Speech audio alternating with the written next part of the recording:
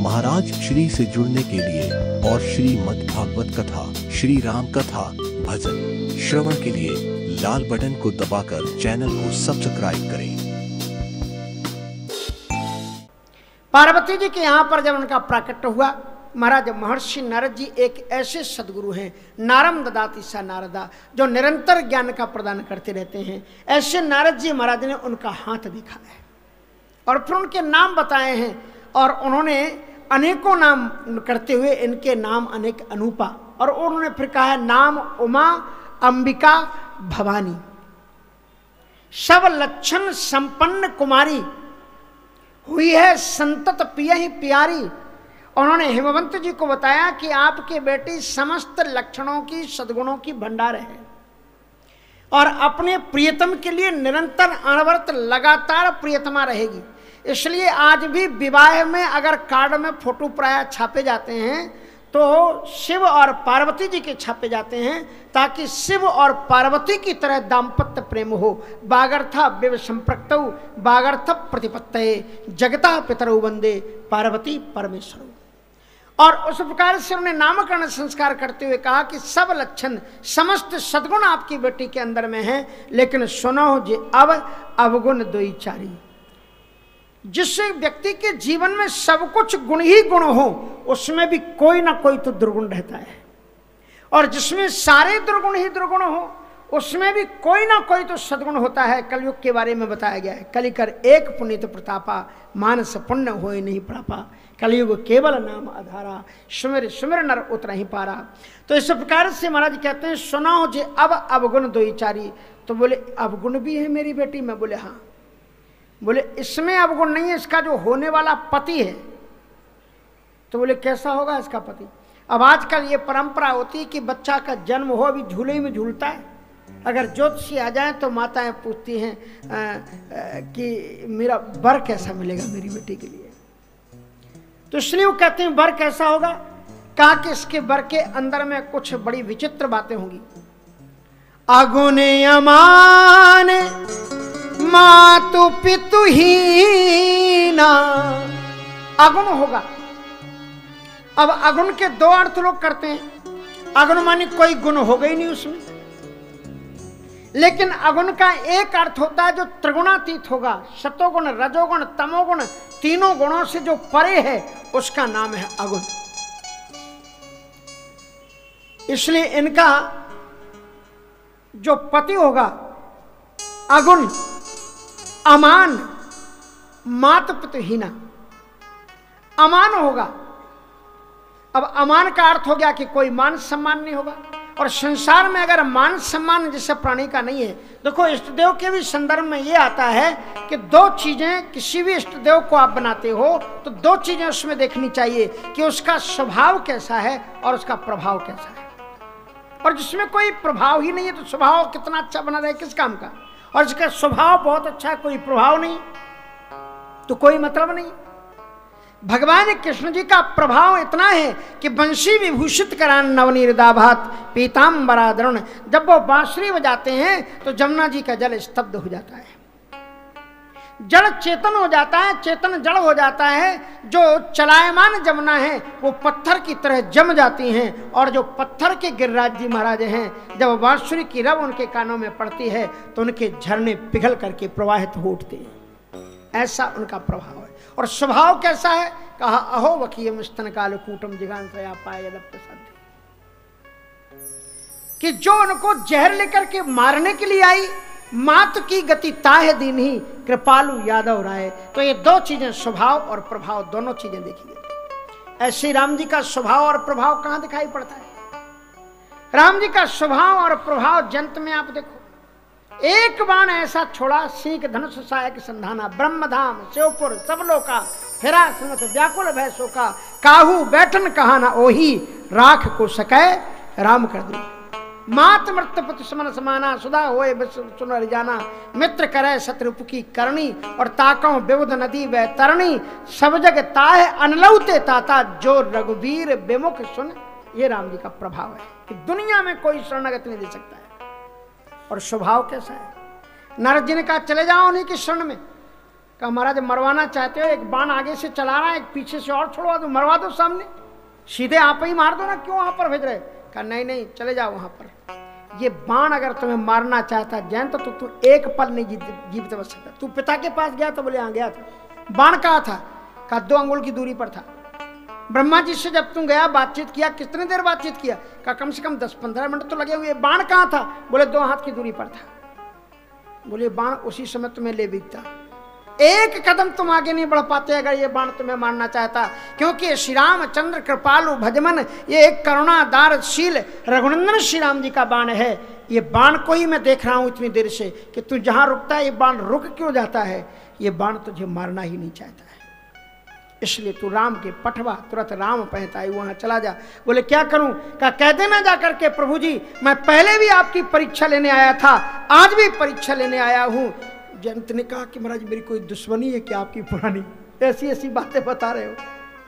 बोले कह देना कि मैं पहले भी परीक्षा लेने आया था, अब भी परीक्षा लेने आया हूं। बोले मतलब? का कह देना कि पहले मैं ये देखने आया था कि आपका प्रभाव कितना है, और आज मैं ये देखने आया हूं कि आपका स्वभाव कैसा है। इसलिए प्रभाव और स्वभाव दो, प्रभाव ना हो, मान सम्मान जिसका दुनिया में नहीं तो व्यर्थ है सब।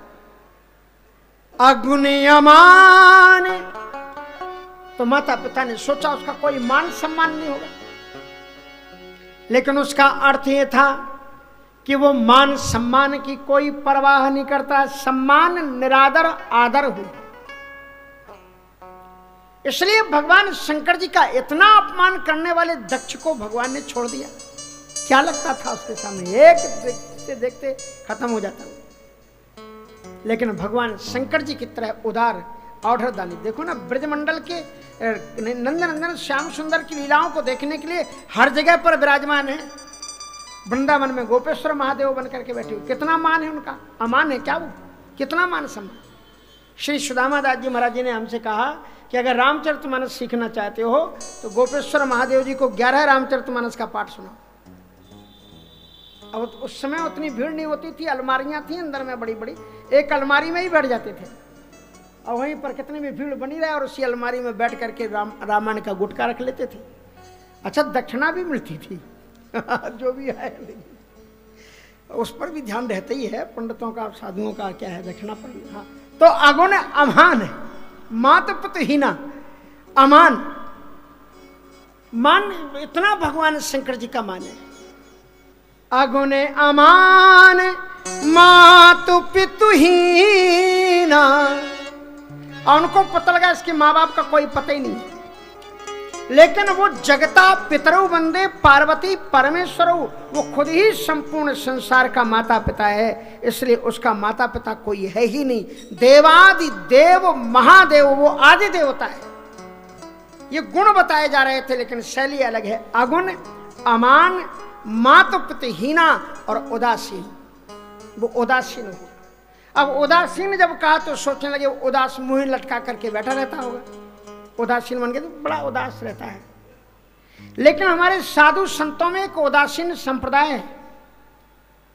हाँ श्री गुरु शरणानंद जी महाराज काठनी गुरु जी, हाँ उदासीन संप्रदाय से। श्री चंद्रदेव क्या नाम उनका, जो प्रवर्तक हैं गुरु नानक जी, क्या जी चंद्रदेव, श्री चंद्र नहीं शरणानंद जी, जो जो संप्रदाय जहां से चला मैं वहां की बात कर, हाँ चंद्रदेव जी महाराज, वो करके जो है तो उनका उदासीन संप्रदाय है। उदासीन का मतलब ये होता है संग्रह वृत्ति का त्याग, जो कुछ भी संग्रह ना करे उसे कहते हैं उदासीन। इसीलिए तो कैकेयी ने राम जी को वनवास देते हुए कहा है ना कि तुमको वहां कुछ जोड़ना नहीं है, इकट्ठा नहीं करना, नहीं तो राम जैसा राजकुमार जहां पर खड़ा हो जाए वहीं पर सैकड़ों राज्य उसके शरणागत आ जाए। जहां जहां राम जी गए सब लोगों ने कहा हमारा ही राज्य ले लो आप। सबसे पहले निषाद ने ही कहा ये सब आपका, हम सेवक परिवार समेता नाथ न सकते। इसलिए उसने कहा कि तापस वेश विशेष उदासी। उदासी मानी संग्रह वृत्ति का त्याग, इकट्ठा ना करे कुछ भी। और भगवान शंकर जी ने 3 लोक बस्ती में बसाए और आप बसे वीराने में। ऐसे अब क्या करें, उनको चेला भी ऐसे मिलते हैं। उन्होंने एक बार बनाई भी सोने की लंका, कहा गृह प्रवेश करा लो, सोरावड़ी को बुला लिया, बोले हमारा चेली इतना विद्वान है, इसी से पूजन कराओ। बाद में बोले दक्षिणा में, बोले भोलेनाथ आप तो कैलाश में ही अच्छे लगते हो, ये सोने की लंका रख कर के आप क्या करोगे, दक्षिणा में यही दे दो, दे दिए उनका, ले जाओ। ऐसे उदार है, उदासीन, सब संशय छीना, जिनके जीवन में किसी भी प्रकार का कोई संदेह है ही नहीं, ऐसे भगवान उदा। इसलिए अगुण अमान मातुपतिहीना, उदासीन सब संशय छीना। जोगी, जोगी होगा, जोगी मानी वो झोली लेकर के भीख मांगता होगा, बोले ऐसा नहीं। जोगी मानी योग युक्तो भवार्जन, जिसने योग के द्वारा अपने मन को ईश्वर से युक्त कर दिया है, ऐसा वो योगी है। भगवान शंकर जी निरंतर समाधि में रहते हैं। और राम जी, जो स्वरूप बस शिव मन माही, और जही कारण मुनि जतन कराई। जोगी जटिल, अब जटिल का लोगों ने कहा कि जटिल समस्याओं से घिरा होगा, बोले नहीं, वो जटिल समस्याओं से नहीं, उसकी तो जटाओं में ही साक्षात भगवती भागीरथी गंगा प्रवाहित होती हैं, ऐसा जटिल है। जोगी जटिल अकाम मन, नगन अमंगल वेश, अस स्वामी यही काम ले। अब महाराज वहाँ तो रोना गाना पड़ गया। पार्वती जी बैठी हुई बगल में सुन रही थी, वो मन ही मन मुस्करा रही थी कि जे बर के दोष जो जो बता रहे हैं, ये सब मेरे भगवान के पतिदेव के ही लक्षण बता रहे हैं। मन ही मन वो मुस्करा रही थी। महाराज नैना और मैना जी रो पड़ी। तब नारद जी ने समझाया कि देखो एक बात बताऊं कि यद्यपि बर अनेक जगमाही, लेकिन यही कहूँ शिव तज दूसर नाही। जे जे बर के दोष बखाने, जो जो मैंने दोषों का बखान किया है, ये सब शंकर जी के पास है। यदि तुम्हारी बेटी का विवाह शंकर जी के साथ में हो जाए तो दूसऊ गुणसम कह सब कोई।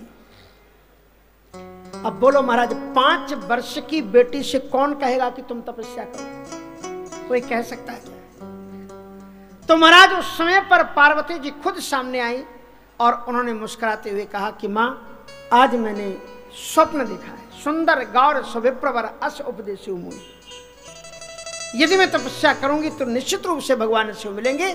और पार्वती जी उर्धर उमा प्राणपति चरणा, और जाय विपिन लागी तब कर।